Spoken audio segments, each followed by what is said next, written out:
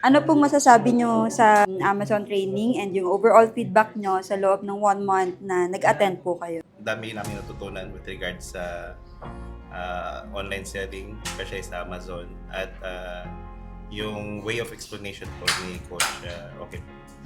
I'm so grateful kasi nandito ako at nakasali ako sa batch 3 na to. Siguro yung first step namin para sa bagong katulad namin na magbi-business. At sa knowledge talaga, thank you very much. Kasi online, marami kang makikita na napakaraming mga tutorial pero hindi nila naituturo talaga yung deep information na pag-Amazon. So, salamat at nagbigay siya ng free training na ganito na nakakatulong sa mga nagsisimula. Yung way na pagtuturo ni Mr. Ace, madali siyang maintindihan.